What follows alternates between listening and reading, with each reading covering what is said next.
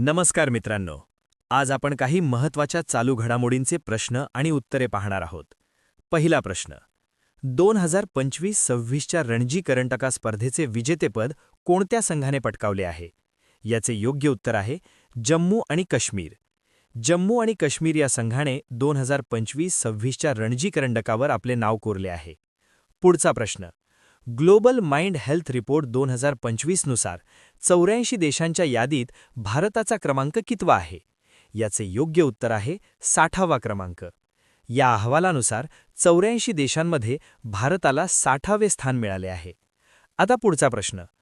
Global mind health report 2025 मध्ये प्रामुख्याने कोणत्या वयोगटातील तरुणांच्या मानसिक आरोग्यावर प्रकाश टाकण्यात आला आहे?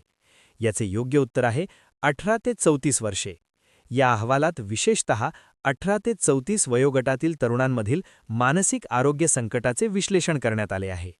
पुढचा प्रश्न. आंध्र प्रदेश राज्याने सुरू केलेल्या प्रोजेक्ट हनुमानचे मुख्य उद्दिष्ट काय आहे? याचे योग्य उत्तर आहे मानव वन्यजीव संघर्ष कमी करणे आणि वन्यजीव संवर्धन. हा प्रकल्प वन्यजीवांच्या समस्यांकडे पाहण्याचा दृष्टिकोन बदलण्यासाठी आणि संवर्धन सुनिश्चित करण्यासाठी सुरू करण्यात आला आहे. पुढचा प्रश्न. मृतांच्या अवयवदानामध्ये म्हणजेच डिसीज्ड ऑर्गन डोनेशनमध्ये भारतात कोणते राज्य आघाडीवर आहे? याचे योग्य उत्तर आहे तामिळनाडू. 2008 पासून घेतलेल्या पुढाकारामुळे आणि सुव्यवस्थित प्रणालीमुळे तामिळनाडू 2026 मध्येही आघाडीवर कायम आहे. पुढचा प्रश्न. रशियाने विकसित केलेले शटील म्हणजेच स्टील हे क्षेपणास्त्र कोणत्या प्रकारचे आहे? याचे योग्य उत्तर आहे नौदल जमिनीवरून हवेत मारा करणारे म्हणजे नेव्हल SAM. हे मध्यम श्रेणीचे नौदल क्षेपणास्त्र असून युद्ध नौकांवरून हवेतील लक्ष्यांवर मारा करण्यासाठी विकसित करण्यात आले आहे. पुढचा प्रश्न. CBICने अलीकडेच स्थगित सीमा शुल्कासाठी कोणती नवीन योजना सुरू केली आहे? याचे योग्य उत्तर आहे EMI योजना. CBICने उत्पादकांना सीमा शुल्क हप्त्यांमध्ये भरण्याची सुविधा देण्यासाठी EMI स्कीम सुरू केली आहे. पुढचा प्रश्न. महाराष्ट्र राज्याचे नवीन राज्यपाल म्हणून कोणाची नियुक्ती करण्यात आली आहे? याचे योग्य उत्तर आहे जिष्णू देव वर्मा. विद्यमान माहितीनुसार जिष्णू देव वर्मा यांची महाराष्ट्राचे नवीन राज्यपाल म्हणून नियुक्ती झाली आहे.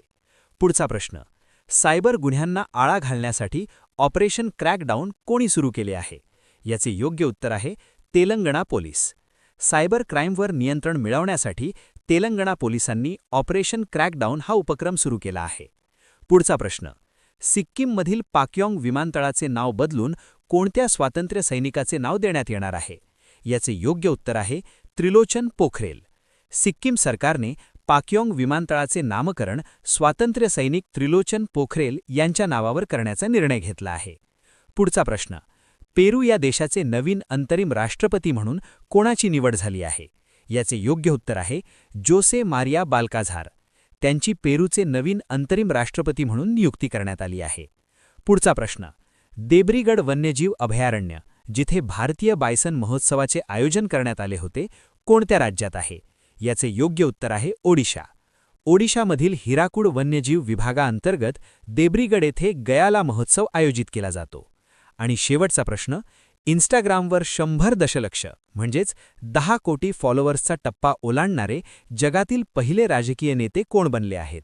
या प्रश्नाचे उत्तर तुम्ही द्या.